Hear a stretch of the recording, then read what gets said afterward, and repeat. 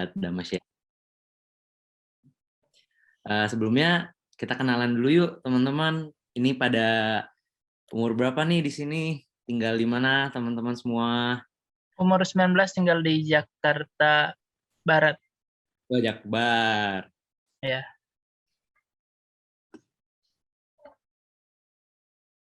Halo, dengan siapa? saya dengan Dharma kok. Oh, Dharma. Halo, Dharma. Iya, halo kok. Mungkin kalau pada boleh ketik di chat, kita kenalan ya, biar saling kenal. Eh, aku Gian, 28 tahun, tinggalnya nyerempet Jakarta, di Tangerang Selatan, tepatnya di Bintaro. Mungkin ada teman-teman yang pernah dengar, belum dengar. Tahu. Ya. Eh, aku mungkin boleh share screen ya. Silakan kok, silakan. Eli, halo. Halo kok, Congrats graduation-nya. kasih kok. Ya, mantap. Halo Desi. Halo Ci Desi. Halo semua, halo selamat pagi. Pagi Ci.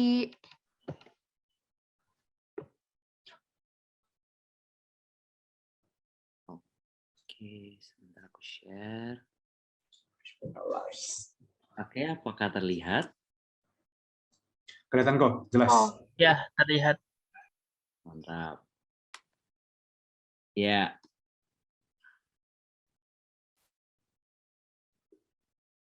Jadi tema hari ini Befriend Our Lives, berteman dengan hidup. Aku perkenalan dulu ya. Introduction tentang aku, little bit about me. Dulu di sekolah di BINUS, Jakarta Selatan. Terus aku uninya di RMIT Singapura dan sempat kerja di beberapa tempat.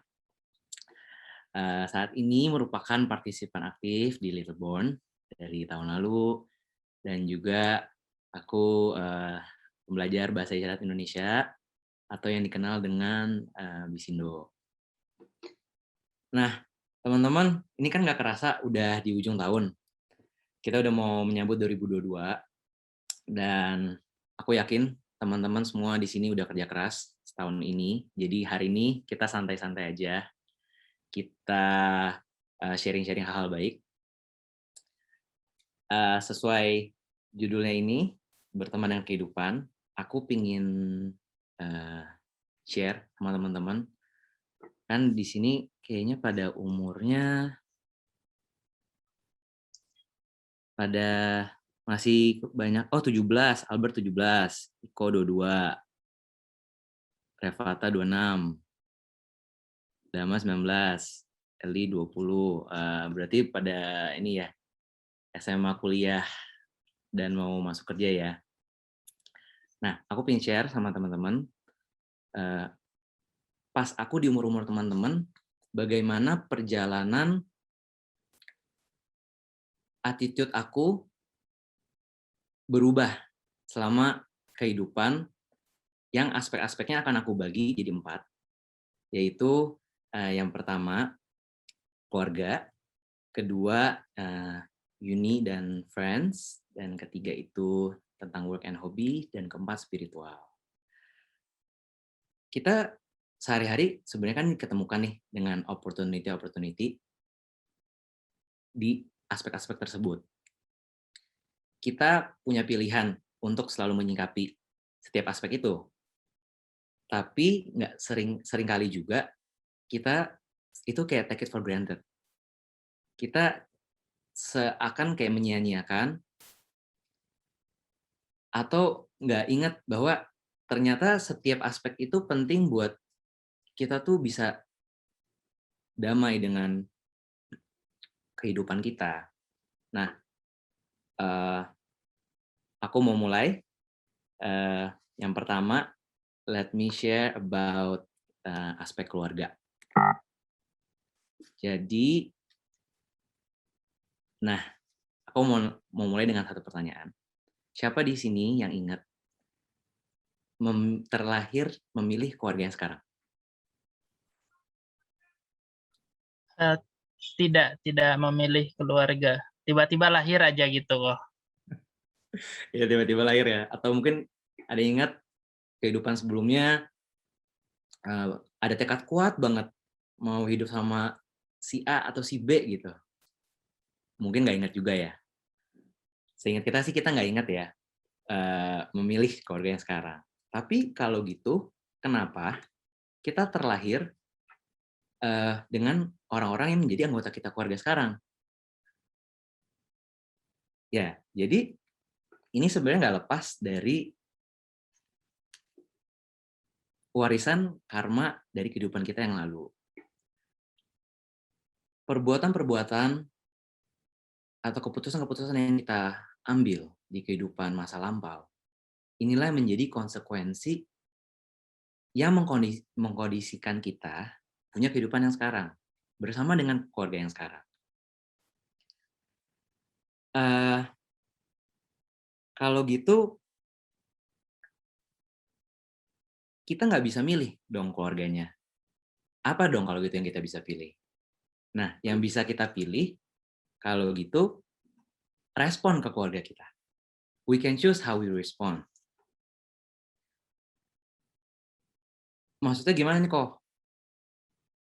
Aku pas di umur-umur teman-teman, di umur 20-an awal itu, aku merasa kok kayaknya keluarga aku kok, maksudnya aku kenapa dapat keluarga yang begini?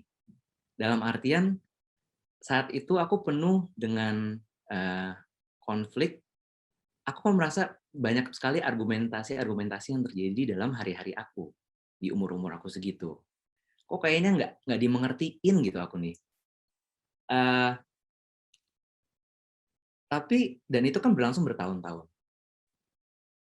Nggak damai, nggak enak. Nah, baru abis itu, aku otaknya mulai baru jalan nih. Aku pikir, wah ini nggak bisa gini mulu.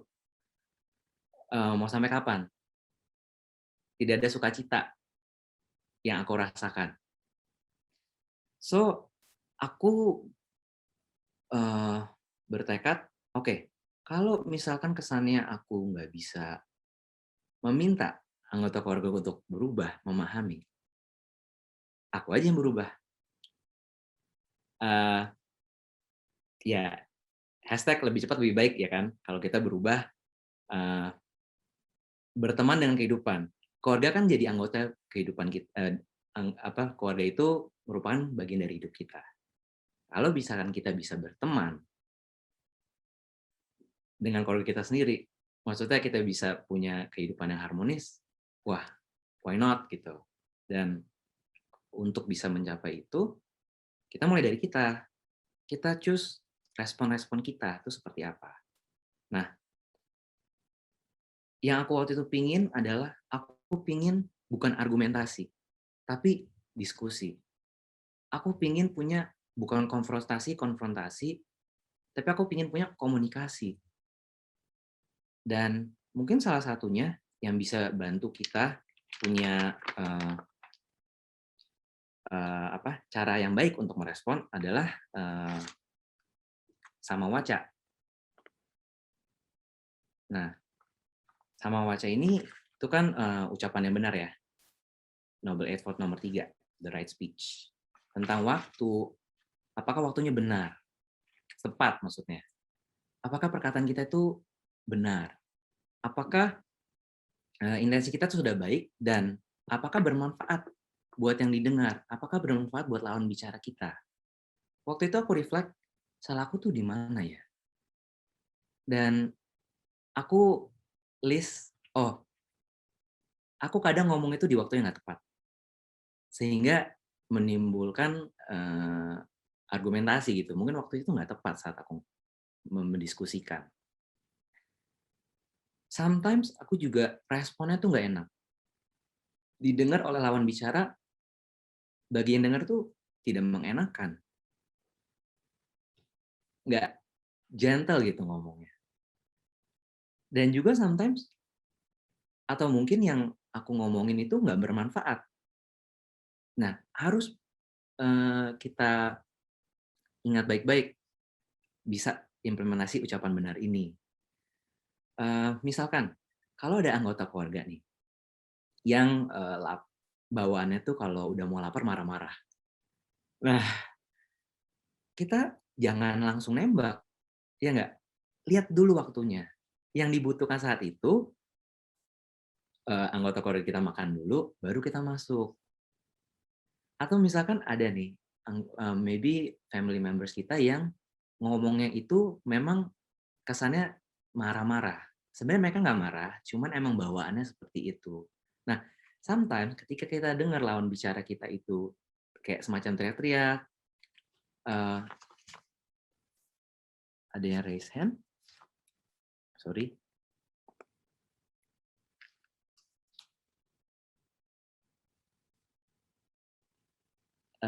Oke.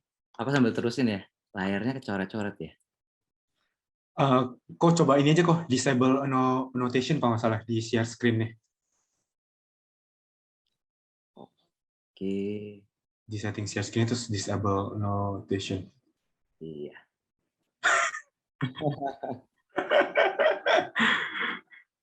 Sorry, bentar ya. Ini kayaknya BR Kids ya harusnya. Ini Yang kecil-kecil. makanya ini. Halo. Halo. Halo.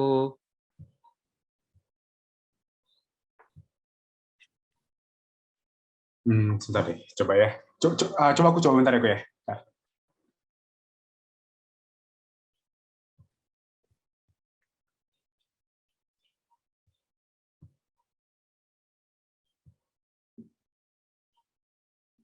Kok bisa ini dulu nggak, apa? Unshare dulu kok. Aku coba share screen bentar. Bentar ya.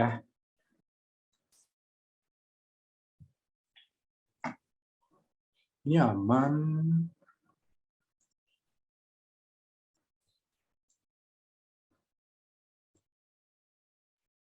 Oh iya, siapa nih?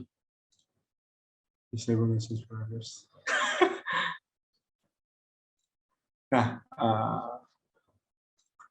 kok jadi pas share screen, udah share screen kan, entar ada tulisan di apa sih di atas kiri ada more, terus ada nanti dia punya settingnya itu apa sih, enable annotation for others. Coba.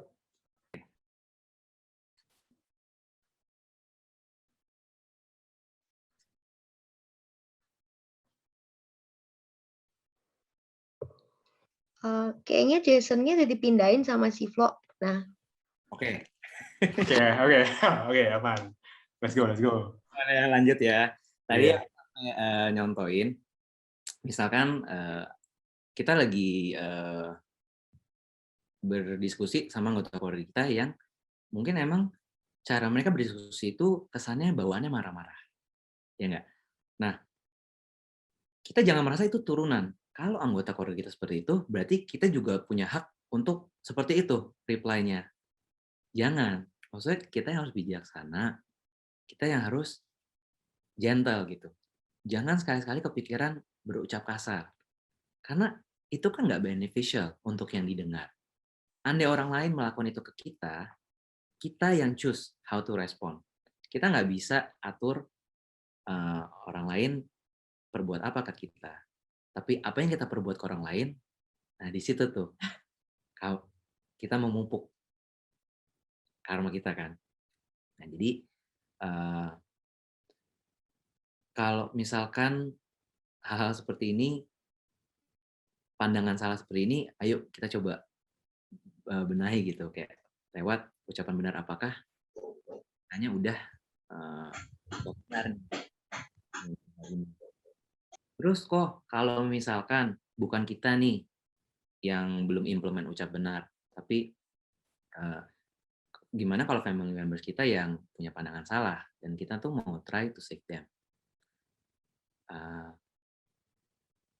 Itu bisa terjadi, tapi juga back again ya, kita harus bijaksana. Maksudnya dalam artian, kalau kita mau coba, itu kan hal baik nih yang kita mau coba. Itu kita harus tahu jangan maksa. Karena kalau hal baik itu dipaksakan, menjadi nggak baik, ya nggak? Kita harus ingat tentang 5 hal yang direnungkan. Bahwa kita itu Makanya gue juga nggak maksa. Nah, apa? kita Sorry, itu udah di unmute. it's okay. Kita itu pemilik karma kita sendiri. Kita mewariskan. Kita terlahir dari karma kita sendiri. Kita berhubungan dengan karma kita sendiri. Dan at the end of the day, kita ya terlindung karma kita sendiri. Gitu. Jadi, ya be mindful dengan hal-hal ini gitu, di keluarga kita. Nah, kita in this lifetime nggak bisa escape dari our family members, ya nggak? Itulah yang akan menjadi keluarga kita ya sampai nanti kita meninggal. Jadi, meaning to say, kita juga nggak tahu loh berapa lama kita di sini. Kita juga nggak tahu berapa lama family members kita punya waktu di dunia ini. Jadi, mumpung ada waktu, kita kenapa nggak, kalau bisa harmonis kenapa enggak? Ya nggak? Maksudnya lebih cepat lebih baik ya, hashtag kita nih. Kita kalau bisa lebih cepat lebih baik, punya hubungan yang harmonis, why not? Kalau misalkan di keluarga itu ada kekurangan, pasti. Kalau di keluarga kita itu mungkin ada gesekan, wajar. Tapi gimana kalau kita coba pakai rumus min-min plus-plus? Ini maksudnya dalam Mulia Bruce 8 nomor 6 ya, pengupayan benar. Min-min plus-plus itu aku bacain ya. Apa yang buruk dan sudah ada, jangan dikembangkan. Apa yang buruk dan belum ada, jangan dimunculkan. Apa yang baik dan sudah ada, kembangkan. Apa yang baik dan belum ada, munculkan. Jadi kalau kita melihat di keluarga kita ada yang buruk-buruk, ya kita jangan ambil, kita jangan kembangin. Dan apalagi yang buruk itu belum muncul, ya kita jangan munculin. Tapi that's always good inside our family too. Nah, yang baik-baik ini kita kembangin. Yang belum baik, yang ada dan belum muncul, kebaikan itu ya kita munculkan. Nah, karena apa? Kita tuh mulai sesuatu tuh kebanyakan kan dari rumah. Nah, yang kita mulai dari rumah kita bawa keluar. Gitu. Jadi ya semoga min-min plus-plus ini bisa bantu kita kayak lebih bisa bersikap dengan baik gitu, especially terhadap keluarga kita. Nah, move along dari keluarga kita pindah ke school, uni, and friends. Aku jadi banyak memories waktu kira-kira high school ke university. Itu aku FOMO, fear of missing out.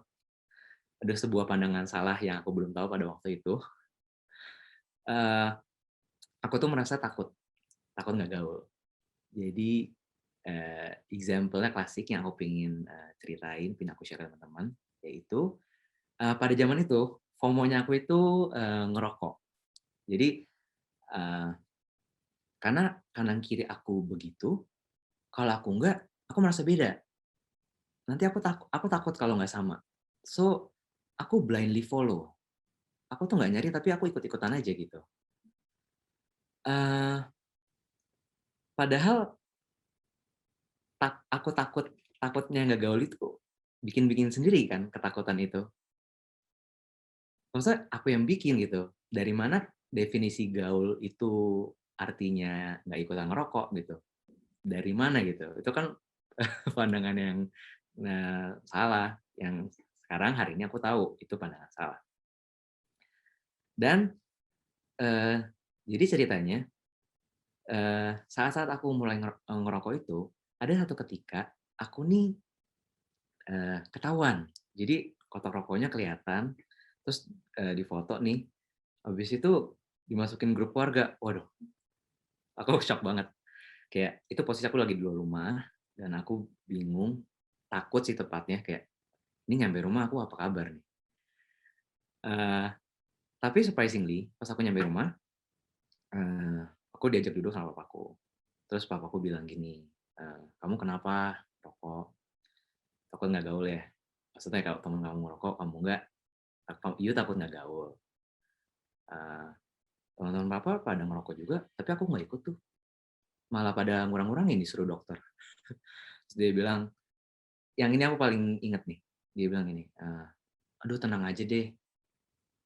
Kalau teman kamu baik, mereka tuh nggak akan musuhin kamu kalau kamu tuh nggak ikutan merokok, kalau kamu nggak ikutan yang buruk-buruk. Teman baik itu nggak kayak gitu. Nah, itu berharga banget. Kayak aku bersyukur banget di saat itu punya orang tua yang bijaksana dalam kapasitasnya, di mana bisa ingetin aku bahwa aku nih lagi ada pandangan salah terhadap pertemanan, khususnya pas aku lagi kuliah gitu, bahwa merokok itu kan juga nggak ada benefitnya ya teman-teman. Kayak enak, sesaat, indah gitu. Padahal mah nggak indah. Nah, kan ngerusak batin kita, ngerusak pikiran kita. Jadi ya ini nih contoh ngerokok nih contoh manifestasi moha nih, gitu. Dan susah untuk melepas karena misalkan kita udah berteman dengan si A, si B, si C selama gitu ya bertahun-tahun, itu kan kita genggam kebiasaan itu. Nah, semakin lama kita genggam, semakin lama juga lepasnya. Nah, tapi one day aku hari itu entah gimana, aku merasa ada yang beda. Aku nih lagi ngapain ya? Nah, in that very moment aku ingat, aku nge-recall semua kan nasihat-nasihat yang aku dapat ini. Dan entah gimana aku saat itu yakin, aku bertekad, oke, kayaknya aku pingin hidup sehat aja deh. Aku nggak mau nih. Kalau aku misalkan bisa kemarin merokok, aku juga bisa untuk tidak. Aku juga bisa untuk hidup sehat. Ya, karena ya bisa kan karena biasa ya teman-teman. Sebuah kebiasaan itu karena kita terbiasa jadi kita bisa. Gitu. So I stop. Nah, kayak jadi sekarang kalau hari ini aku JOMO, joy of missing out, nggak apa-apa kalau nggak gitu. Nah, aku pengen nanya sama teman-teman, coba teman-teman sekarang ingat-ingat saat ini teman-teman di pertemanan yang kayak apa? Apakah teman-teman kita tuh care sama kita? Apakah teman-teman ini real friends kita? Jangan sampai seperti aku yang pernah punya pandangan salah, kayak kita itu try to please people yang sebenarnya nggak care sama kita. Nah, inilah kenapa penting banget kalyana mita kalau menurut aku. Kan kalyana artinya baik. Mita itu artinya mitra atau teman. Nah, jadi kalyana mita itu teman spiritual, teman yang baik. Kenapa kita butuh kalyana mita? Karena kalau kalyana mita itu bisa jadi support system buat kita. Kalau support system kita kuat, di masa-masa kita ini high school, uni, itu tuh banyak banget arus-arus yang bisa bikin kita ke bawah banjir. Nah, dengan kita punya support system yang kuat, semoga kita sih nggak ke bawah ya sama banjir itu, teman-teman. Nah, habis itu moving on, dari ini aku mau share kan setelah aku lulus nih, lulus uni, saatnya mencari kerja. Nah, aku mau share tentang my first job. Itu dulu aku kerjanya di Kare, it's a furniture shop, kayak adanya di Senayan City. Jadi kayak little IKEA gitu. Setiap dalam-dalamnya tuh beda-beda tema. Nah, yang aku pengen ceritain itu how do I get the job. Jadi waktu aku lulus, aku tuh langsung nyari kerja, apply, CV, kirim email ke banyak banget company. Dan yang pertama panggil aku itu, my first interview itu bukan di Kare, tapi di Grand Hyatt, Jakarta. Aku waktu itu ngebet banget, pingin bisa kerja di situ, karena wah merasa keren nih, first grad, dapat job offer yang bagus. Padahal itu baru interview. Udah interview 3 kali, dibilang, oke, nanti we'll let you know. Aku udah pede banget, udah 3 kali kan. Udah tinggal merasa diterima aja. Tapi seminggu aku nungguin nggak ada, sebulan nggak ada, 2 bulan nggak ada, 3 bulan juga nggak ada. Nah, sampailah di hari aku lagi jalan-jalan ke Senayan City, ini sama my good friend Felisa, kalau ada yang tahu Ci Felisa di sini, lagi dalam kare, pas lagi muter ngeliatin ini furniture, kok ada office. Terus aku pikir, ih keren juga ya, kerjanya di dalam ngeliatin perabotan-perabotan gini. Unik, ini Mas Bifan ya aku pikir. Aku ketok-ketok. Aku jelasin, aku mau apply kerja gitu. Bisa kontak kemana. Long story short, aku diterima nih. Aku diterima. Dan aku tanda tangan. Pas aku udah selesai tanda tangan, pas aku keluar, 5 menit setelah itu, aku mendapat sebuah telepon. Aku mendapat telepon, dan guess what? Itu teleponnya dari Grand Hyatt. Dan aku ditanya, halo Gian, kamu masih open nggak untuk offer kita nih, untuk kerja di sini? Terus, aku kan kaget banget. Kayak, ya aku mau banget, aku nggak dapat. Karena kan aku udah tanda tangan. Jadi aku nggak bisa kalau nggak kerja di sini gitu. Nah, padahal apa yang aku mau itu aku nggak dapet. Tapi siapa yang tahu sekarang mana yang lebih baik, aku kerja di sana apa aku kerja di sini gitu. Good bad who knows, ya kan. Saat aku kerja di Kare, aku punya satu pengalaman pahit. Nah,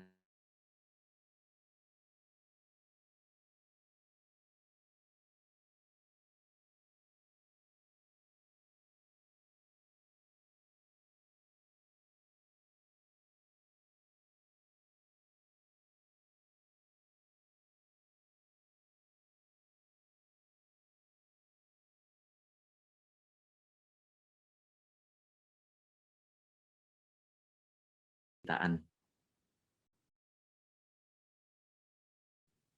Aku nggak suka sama orang itu lumayan lama karena apa ya, kesel banget gitu kan. Masalahnya setiap hari aku ketemu orangnya, karena aku nggak suka, aku malah mikir orang itu mulu. Jadi kok apa-apa bawaannya kepikiran mulu. Sampai aku capek. Aku pikir, udah aku nggak suka, kenapa aku masih mikirin orang itu? Aku apa ya? Aku jadi pikir, yaudah deh, aku mau ngelepasin. Aku mau ngelepasin. Yang tadinya benci, aku tuh nggak suka, ya udahlah, mau gimana lagi. Nah, what I'm trying to say here, tadi kan aku menggenggam. Aku nggak suka, aku benci, aku marah, kesel. Aku genggam tuh, pegang setiap hari begitu. Tapi aku juga akhirnya yang decide, aku mau ngelepasin genggaman yang buruk ini gitu. Nah, jadi genggam dan melepas itu sebenarnya kita nih yang ambil keputusan sendiri. Dan tadi aku pengen balik dikit bahwa nanti teman-teman kalau misalkan di dunia kerja, jangan merasa opportunity itu datangnya tuh lucu di saat yang kita nggak expect gitu. Tapi aku pengen encourage buat teman-teman, pokoknya there's a will, there's a way. Kayak tadi, aku tuh pengen banget kerja di tempat A, tapi aku nggak dapet. Aku habis itu mengusahakan lagi, mengupayakan aku kerja di tempat B, dan aku dapet. Dan aku nggak tahu mana yang tepat, aku harus di mana, karena good bad who knows. Jadi kita sepenuh hati aja teman-teman kalau misalkan kita nanti udah masuk dunia kerja, ataupun sekarang teman-teman lagi di kuliahan juga, kita tuh pokoknya jangan setengah-setengah. Sepenuh hati aja kerjain apapun. Kalau misalkan nanti ketemu tantangan-tantangan kayak yang aku hadapin, please juga jangan digenggam teman-teman. Kalau ada yang pahit-pahit itu sebisa mungkin lebih cepat lebih baik lah kalau kita lepas gitu. Supaya apa? Ya kita damai sama kehidupan kita gitu. Karena kita nggak bisa berhenti ketemu dengan yang pahit-pahit dalam hidup. tadi kerjaan aku. Sekarang aku pengen share dikit tentang hobi. Eh, Kalau ngomongin hobi ya, aku percaya kita kalau belajar hal baru yang bermanfaat dan menyenangkan, itu baik diteruskan. Nah, eh, saat ini salah satu hobi aku kan mempelajari bahasa isyarat, yaitu bahasa isyarat Indonesia atau disingkat Bisindo. Nah, aku boleh share sedikit teman-teman tentang apa sih Bisindo itu. Jadi, kita-kita ini teman-teman disebutnya teman dengar. Dan yang bagi yang nggak bisa mendengar atau punya kesulitan, disebut juga teman tuli. Bagaimana kita berkomunikasi? Kalau di luar negeri teman-teman, di Amerika gitu ya, ada namanya American Sign Language, mungkin sering dengar. Kalau di Indonesia, kita juga punya sendiri, namanya Bahasa Isyarat Indonesia, Bisindo. Nah, kenapa sih kita di-encourage teman-teman buat bisa belajar Bisindo, BTW, kalau yang mau belajar bisa belajar dari Bahasa Indonesia. Nanti teman-teman bisa nanya-nanya banyak di situ. Kenapa kita bisa kenapa kita di-encourage teman-teman buat kalau bisa sih kita mengerti nih bahasa Indonesia, karena teman-teman tuli itu ada di mana-mana. Teman-teman tuli itu ada di sekitar kita. Nah, buktinya ya, brand-brand gede aja teman-teman. Itu mereka tuh aware. Mereka tuh, oh iya ya, ada community yang harus kita gandeng, harus inklusif. Aku pingin share video, pingin kasih tahu, maksudnya bahasa isyarat tuh kayak gimana sih, dan gimana kita bisa ketemuin di kehidupan sehari-hari kita. Ini ada 2, aku ambil dari Gojek sama Grab. Yang satunya ini nggak ada suara, dan satunya ada suaranya. Kita nonton bersama ya teman-teman.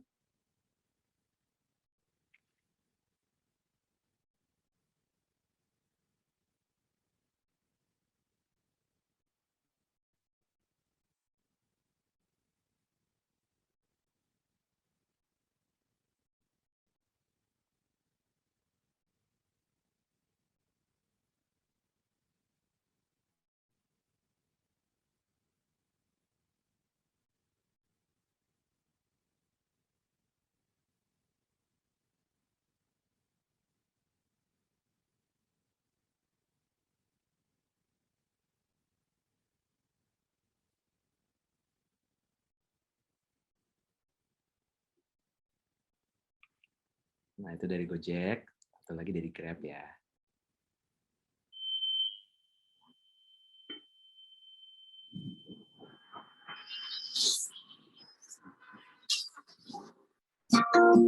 Halo, selamat datang. Nama saya Wi. Nah, terima kasih. Nama kamu siapa? Betul nggak? Kami siap membantu.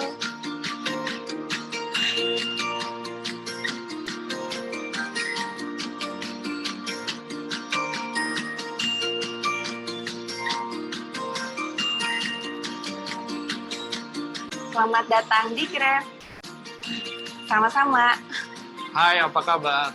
Mari bergabung bersama keluarga besar Grab Indonesia.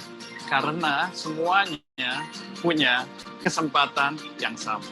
Terima kasih. Nah, gimana teman-teman? Jadi pengen belajar bahasa isyaratnya nih. Dari 2 video ini kita belajar bahasa isyarat ya. Kalau Gojek tuh gini, kalau Grab itu begini. Nah, jadi mungkin teman-teman nih kalau misalnya order makanan nanti, atau kan kita sering ya pakai Grab atau Gojek buat order makanan atau antar barang.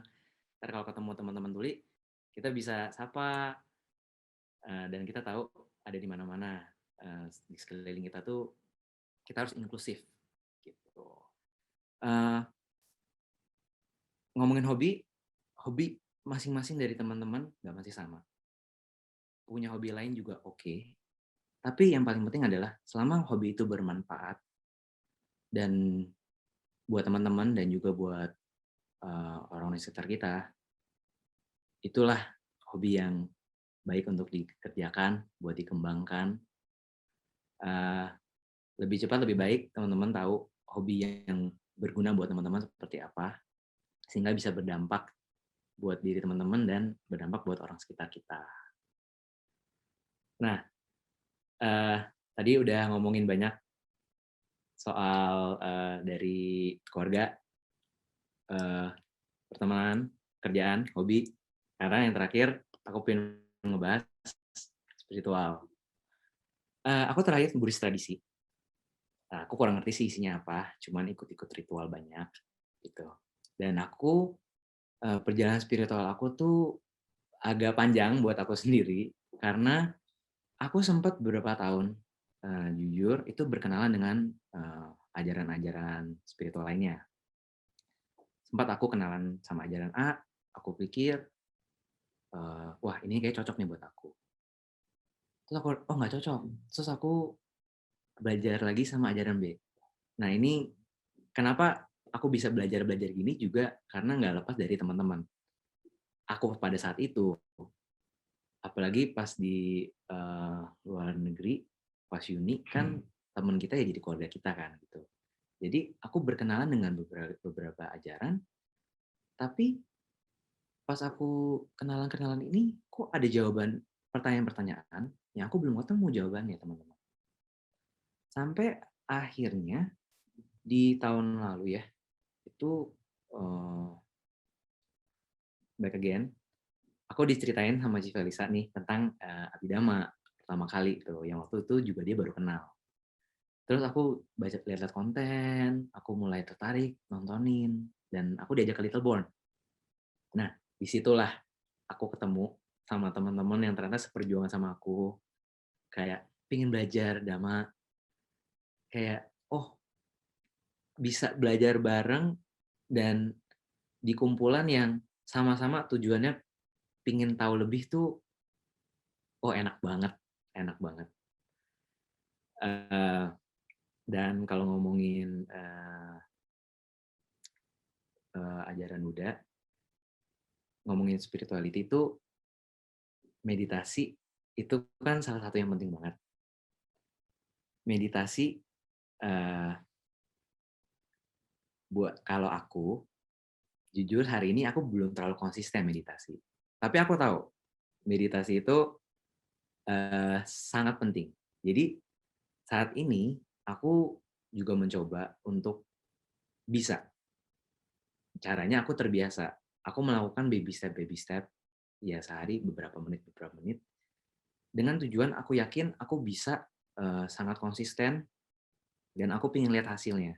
Ini yang aku juga bangga banget sama Buddha Dharma karena perjalanan spiritual awalnya diawali dengan keyakinan ya teman-teman, tapi harus diakhiri dengan pengalaman langsung.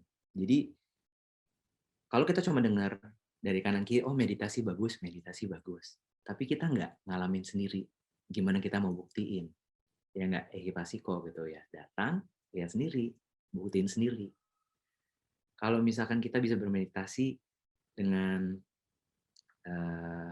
sering gitu ya, ini kan habit yang kita pupuk, itu juga yang kita perbuatkan. Dan itulah akan menjadi karma kita, dan itu pula yang kita petik. Teman-teman di sini banyak ya yang terlahir Buddhis. Tahu nggak teman-teman? Di Indonesia itu populasi Buddhis itu berapa? Kurang 1% ya. Mantap Dharma.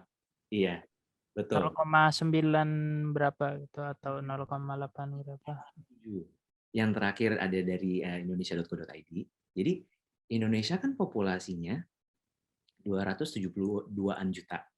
Bayangin 0,7% doang yang Buddhis. 1,9 juta orang berarti kan.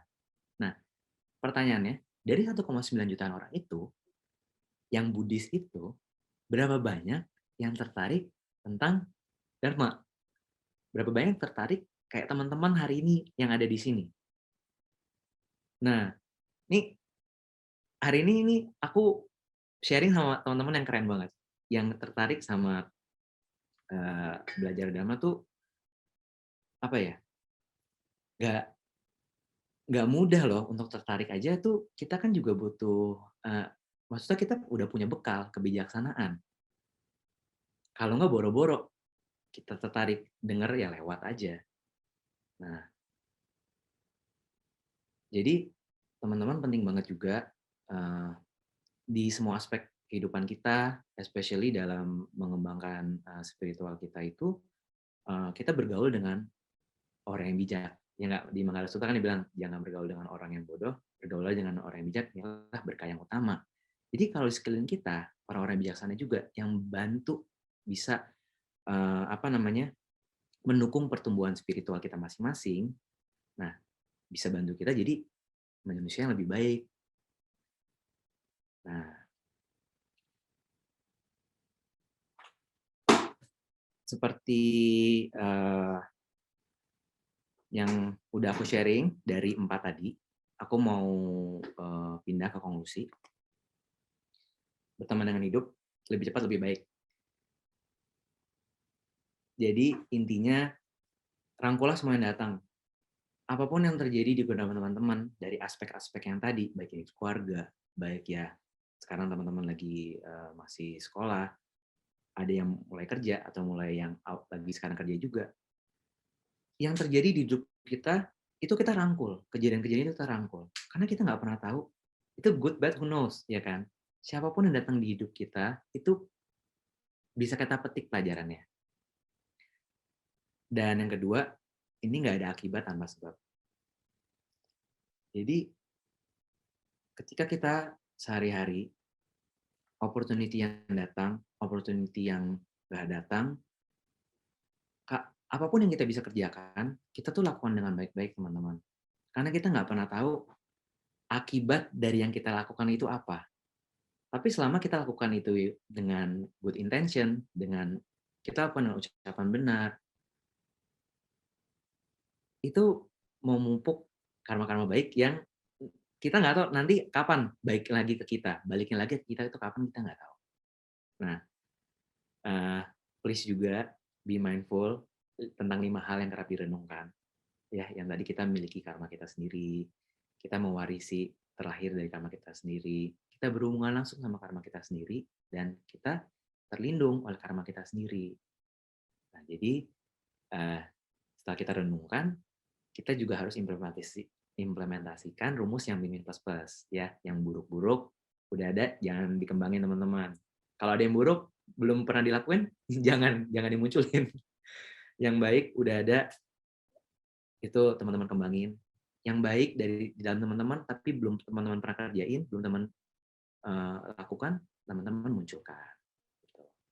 Kita selalu punya pilihan untuk berpikir, berkata, berbuat dari diri kita ke orang lain. Orang lain ngapain kita, mungkin kita nggak bisa cegah. Tapi apa yang kita lakukan, mulai dari pikiran kita, dari perkataan kita, perbuatan kita yang take action. Dan terimalah pembelajaran selagi datang, teman-teman. Apapun yang teman-teman ingin kerjakan, apapun teman-teman yang lagi usahakan, jangan pikir nggak bisa. Teman-teman harus tahu, bisa itu karena biasa. Jadi kalau misalkan teman-teman belum bisa, berarti teman-teman belum terbiasa sama itu. Dikembangin terus, diusahakan terus. Tetap semangat, teman-teman. Karena selagi Buddha Dharma masih ada, selagi kita punya waktu hidup, kita nggak tahu sampai kapan hidup kita di kehidupan sekarang, kita nggak ada tahu umur kita sampai berapa. Selagi ada waktu, lebih cepat, lebih baik. Untuk kita berdatangan dengan hidup, kita berdamai dengan sekeliling kita mengusahakan yang terbaik, dan please jangan disia-siakan, teman-teman, tetap semangat. Mungkin itu yang aku boleh share hari ini. Kalau ada yang mau bertanya atau beropini, silakan. Aku kembaliin ke moderator. Thank you so much. Thank you so much. Thank you so much. Terima kasih, Kogian, Anumodana. Jujur ini talk kali ini relatable sih, apalagi untuk apa sih, untuk orang-orang yang seperti aku yang benar-benar baru-baru merintis nih untuk kerja gitu kan, kayak memang sangat relatable lah gitu kan. Jadi ya semoga talk ini juga berguna untuk semua teman-teman kita di sini. yang nanti baru mau memulai atau yang sudah mulai, ya ini bagus banget gitu loh.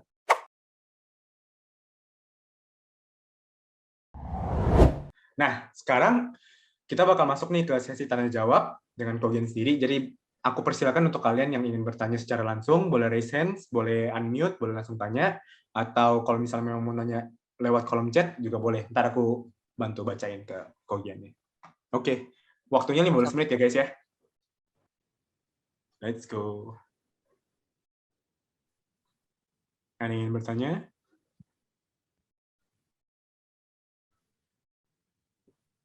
Kalau nggak ada, saya dulu nih. Oh, Ko Denny, boleh Ko Denny. Silakan Ko Denny. Mau tanya Gian, karena tadi Gian, halo Gian, ya maaf di off dulu kameranya. Tadi Gian bicara kan emang Gian di perusahaan keluarga juga ya.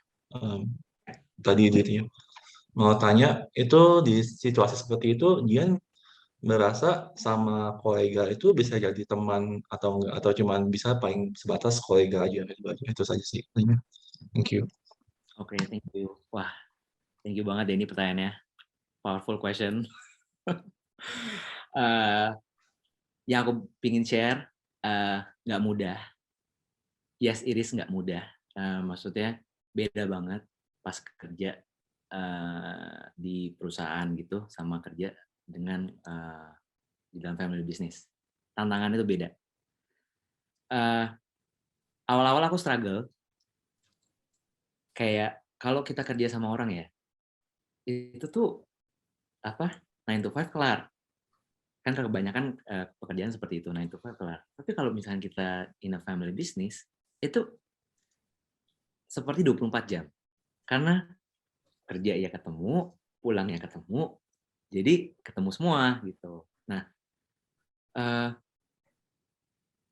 kalau tadi Denny nanya, bisa nggak sih kita treat them as kolega, atau kita tuh harus tetap ada batasan gitu.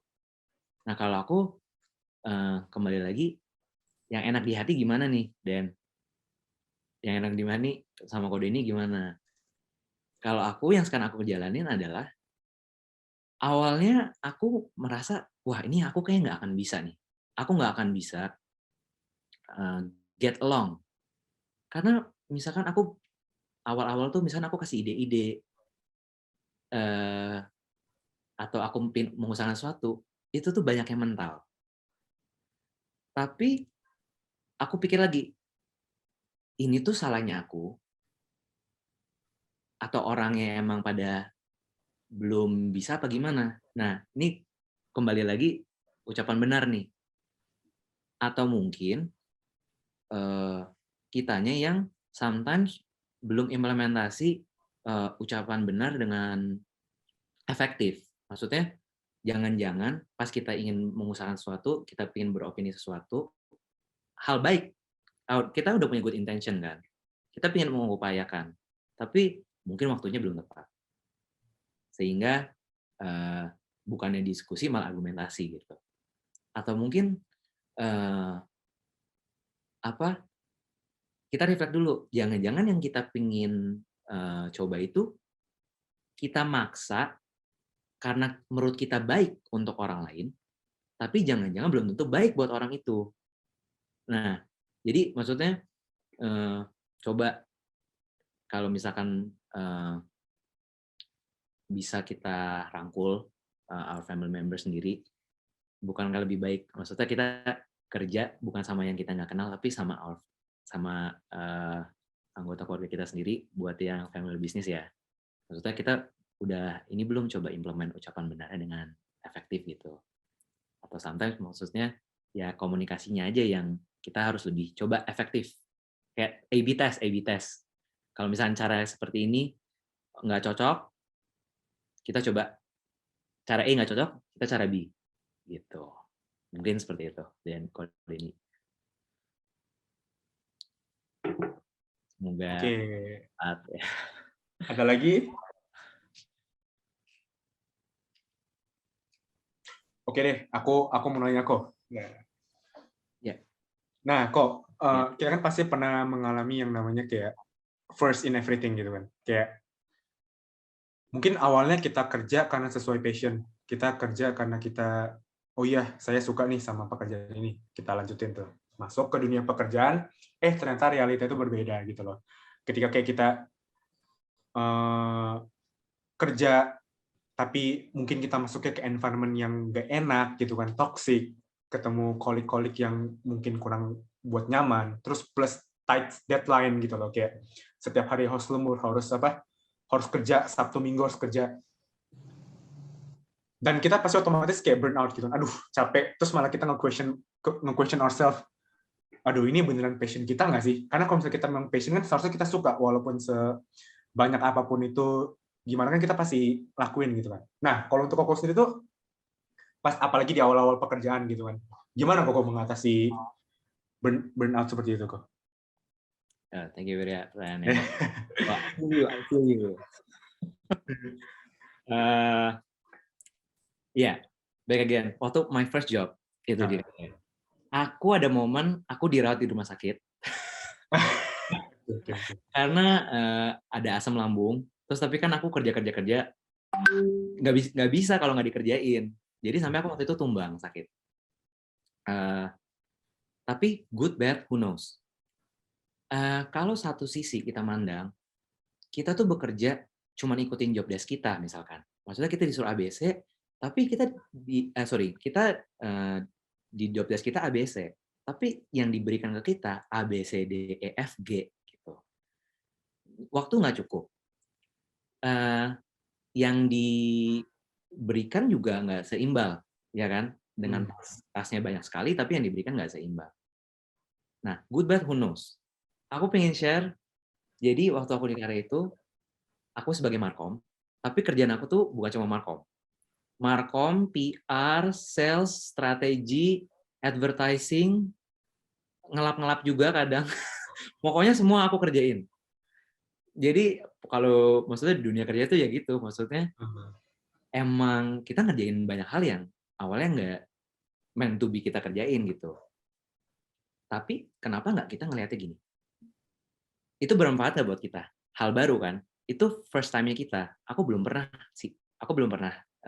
sebagai markom PR, aku belum pernah belajar advertising di work itu, aku belum pernah dealing dengan berbagai banyak orang.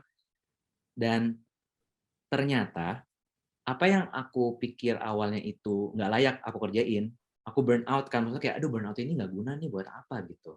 Nah ketika aku pindah, kan aku interview lagi ke kerjaan kedua aku ya. Ketika aku pindah, aku di interview, aku melampirkan CV aku kan, aku interview melampirkan CV aku, ditanya kamu di kerjaan sebelumnya ngapain aja? Aku cerita, oh iya aku A B C D E F G. Ya kan? Tadi kan sebenarnya dari awal aku cuma disuruhnya ABC. Tapi ternyata aku harus melakukan ABC, D, E, F, G. Nah, ketika aku menjelaskan, nah guess what? Yang interview aku bilang gini, oh kita sih sebenarnya cuma butuhnya ABC, D, E sih, nggak nyampe F, G. Jadi saat itu beyond expectation-nya mereka, bahwa aku bisa meng-offer FG-nya itu loh, maksudnya aku bisa meng-cover apa yang aku udah pelajarin di tempat sebelumnya. Nah, jadi kan good bad who knows ya, maksudnya kalau aku nggak ngerjain saat itu, aku menolak untuk mengerjakan, aku misalnya cabut gitu, aku keluar, aku nggak setia sama hal-hal kecil yang disuruh dilakukan, apalagi itu juga bermanfaat buat skill aku, mengembangkan skill aku gitu. Aku mungkin nggak diterima pas pindah, aku mungkin nggak qualified. Andaipun itu nggak dibutuhkan sama pekerjaan yang selanjutnya nanti, tapi itu kan bermanfaat buat kita. Ya kan? Itu bermanfaat, dan hal baik yang bermanfaat, kita nggak pernah tahu kapan bisa dipakai. Kayak hal kecil nih, aku kan bukan bagian desain. Jadi aku nggak pernah bisa desain. Tapi ada satu ketika, semua orang tuh sibuk, nggak bisa bantu kerjaan aku.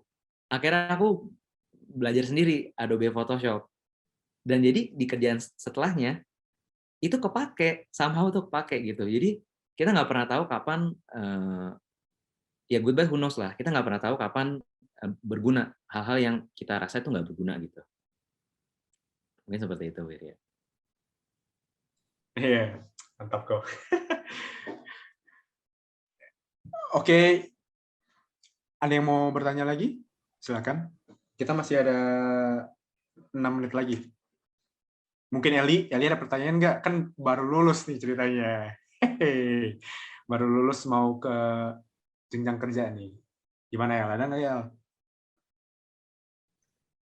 Belum ada sih. Oh, ini ada dari Dea Permata kok. Nama budaya kok. Saya ingin tanya.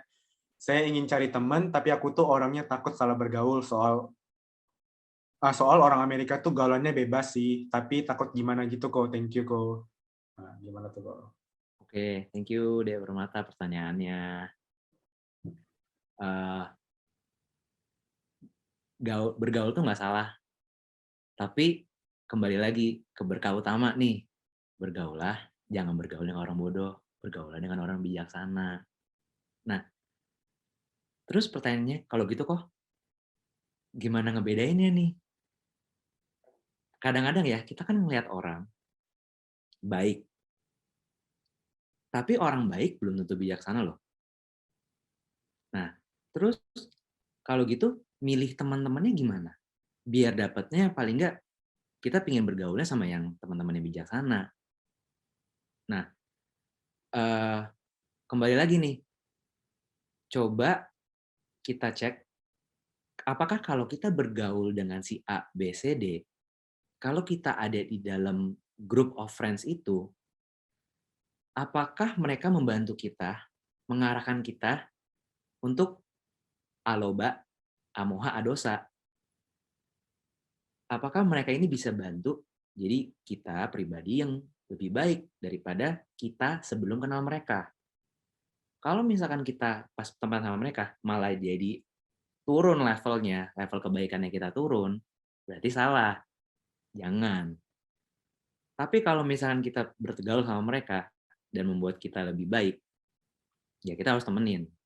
Nah, kembali lagi min-min plus-plus juga. Memang bergaul sama teman-teman yang lain, pasti setiap orang kan ada jeleknya. Mungkin kalau ini case-nya ada pergaulan bebas gitu misalkan. Ya kita timbang-timbang nih, apakah teman-teman yang kita mau coba berteman dengan mereka itu lebih banyak timbangan beratnya, lebih banyak yang mana nih? Beratan yang negatifnya apa beratan positifnya?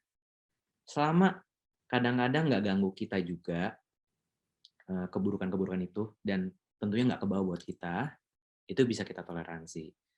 Tapi jangan sampai terbawa arus gitu. Nah, maksudnya make sure kita bergaul sama teman-teman yang layak bisa kita sebut kalenamita kita.